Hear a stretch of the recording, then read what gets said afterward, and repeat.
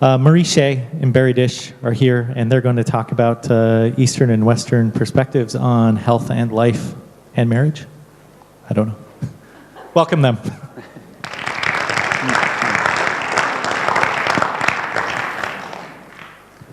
Thanks for inviting us to TED.com. We're really excited because we've been watching TED Talks for a long time, and it's great to be here. So our talk is about health is wealth, and basically we see sick people all the time in the hospital and the clinic. And we realize how important health is. When you're not healthy, you can't do anything. You can't be creative, you can't pursue your passions, you can't do all these great things that you're doing now.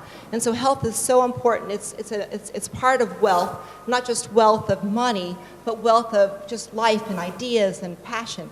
And it's also, though, being related to wealth in other ways in parts of the world in terms of if you're healthier, you can be wealthier actually money-wise, and we'll talk about some of those programs in a little bit. The other thing we want you to realize is the relationship between health and wealth globally, which I think is the most important part of the talk. So my name is Marie, and I am a yin person. I'm a woman. My name is Barry, and I'm a yang person. You can tell I'm moving around a lot. And, oops, I forgot the next slide. Okay. And I'm a family physician, which is an interventional kind of medicine. We do drugs, and we give surgery, we do treatments, we save lives with the defibrillators. That's a yang profession. And I happen to be in a yin profession, the warp and the woof, and seeing patterns and having the luxury of seeing things in a different way. And I was born in the United States and grew up in the Midwest of Taiwanese parents, and I speak and write English better than Barry. And I grew up in the Midwest, and I come from a long line of acupuncturists. My sister is one as well. And my Chinese and written and spoken is better than Marie's. I'm a yoga teacher, and I've recently gotten really into Eastern philosophy and Eastern ways of looking at health. And you already heard what I do, but I'm really interested in economics and also science. I love science. Barry, has been really interested in economics recently and talking to me a lot about money. And money, he's saying, is the problem of the whole world, and especially in health. So Barry, tell us about money and health. Money is the root of all evil today. Actually, it really isn't. It's a great invention, right? I mean, it connects goods and services together, and it's been with us for a long time. At the graph, if you look up there, just from a Chinese medicine perspective, you'd say, this is not balanced, right? This is kind of weird. This is like, we'll just say prevention, yin, and intervention, yang. Well, I'm postulating that there's a lot of profit to be made in the intervention and a lot less profit in the prevention. So we've got to change our way of thinking about prevention to make it sexy and also to make it profitable. That's my premise. And if you look also, 3% of the real goods, this was 1998, okay, before derivatives were such a big deal and everything, of the real economy, and actually 97% in 1998 was the, speculative economy, fiat, just, crazy stuff that we all invest in that makes us a lot of money. And boy, did we do well in the last couple of years, and boy, do I feel guilty. But that's the speculative So what economy. Barry's saying is 3% of all the money in the world, only 3% is to goods, and 97% is speculative whatever. Is that not amazing? That's incredible. Okay, so what do we do about communities, Marie? Okay, so what we can do to help this idea of this imbalance of prevention and intervention is we can start working on our communities. Because when Barry talks to me about this, I always feel depressed. Oh God, it's the money problem, it's because of the government, it's the bankers. But then I thought, well, we've both been talking, what can we do about this? What can we do in our own community? And what we can do is make communities of wellness. When we're healthy, people around us are healthy. And so when people are fat, they found out in the United States that people who are more overweight tend to be around more overweight people. So we know that smokers tend to hang around smokers. So what we can do is start wellness programs. And I was inspired and encouraged by people in my community, right here at ISB.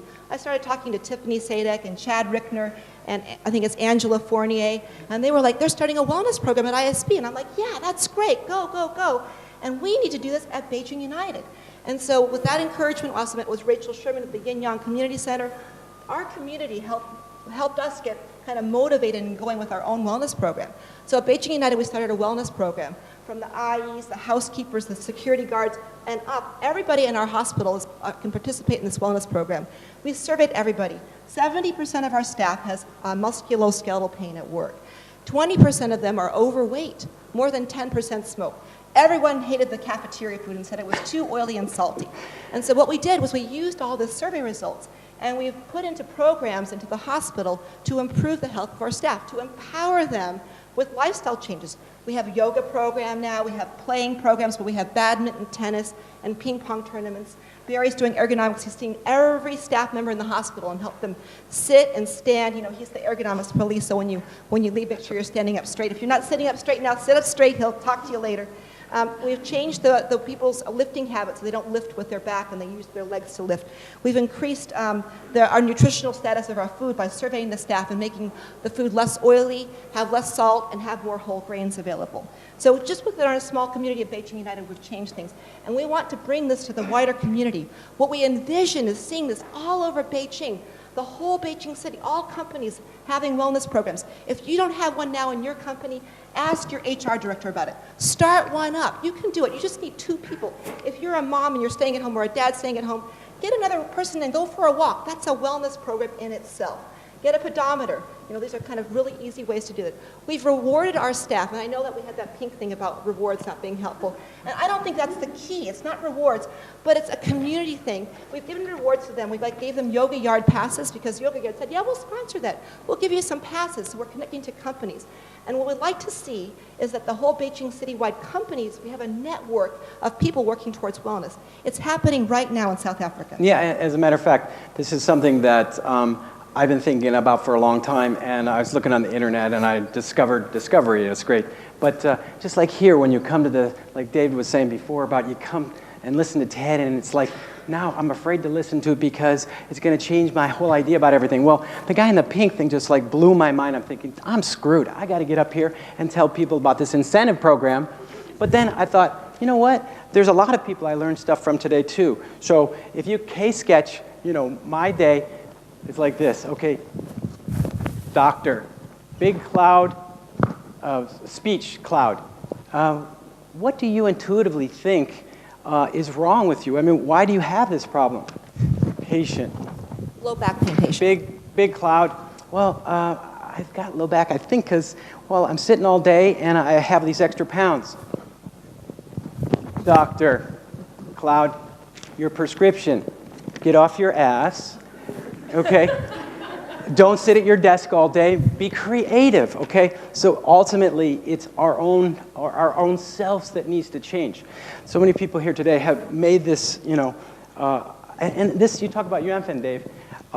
Thomas Disch, Barry Disch. I mean, why was that there today? You know, my dad, you know, novelist, is giving this creativity, is the ability to see the relationships where it didn't exist before.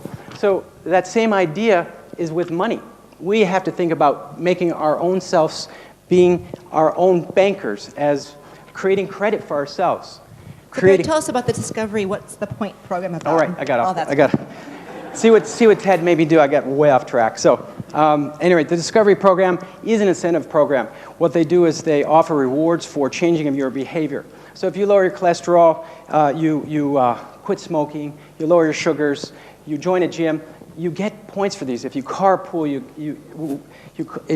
you get points for this. And these points are like airline miles, and you can use these in a variety of places. So it's not exactly like money.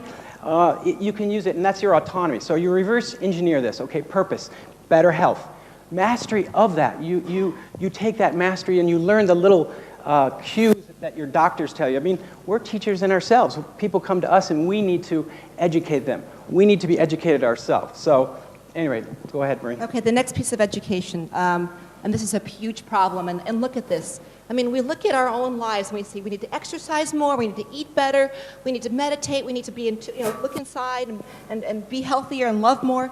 But look at the #1 global risk factor for disease. Underweight. People aren't getting enough food to eat in many parts of the world, and that's leading to disease.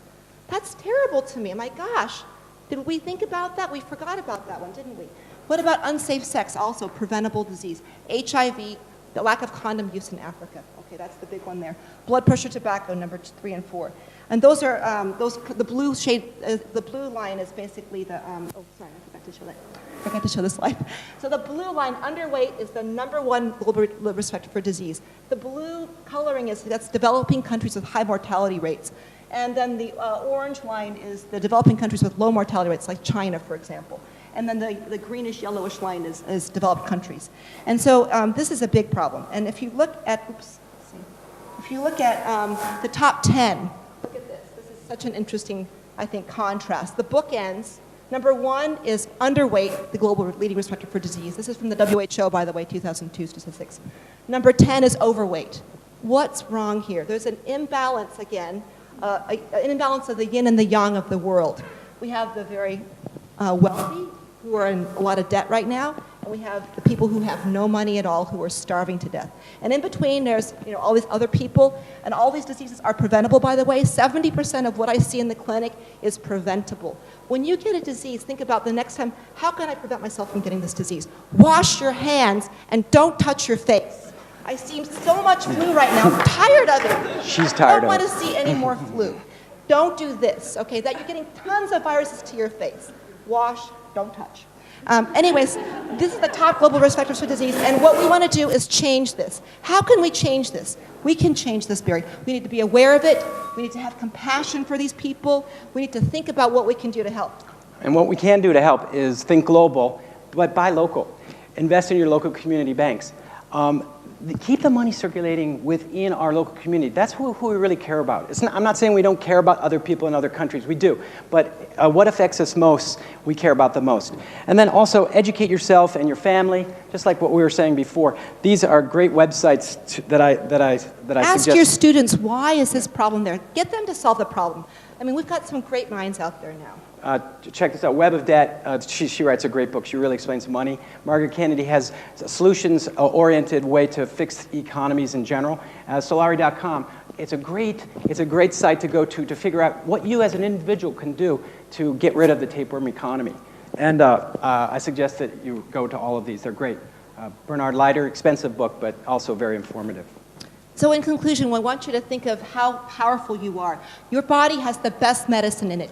You can cure almost every illness and prevent almost every illness with what you have inside of you. That's your power. If you take care of it, it will help you all along. It will help you to find your passions. Also included in that is financial health. We have to think about this global problem here, this inequity of money. And Barry, I think, has the right answers to this. The thing is, if there's a money problem, and we're not educated about it. I think we're going along like drones, just kind of doing our daily thing.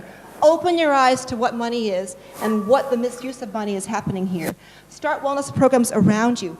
Let's help this country, China, this developing country, go forward in a way that our countries, Europe and the United States and countries where we might come from, have already gone, and we don't want this country to go that way. When you eat your plate of food tonight, think about this. Or don't tell your kid, son, eat all your food on that plate because there's starving people in Africa. No. Eat half of the plate and think about how is the other half going to go to the starving people in Africa. Thank you. Yeah, thank you.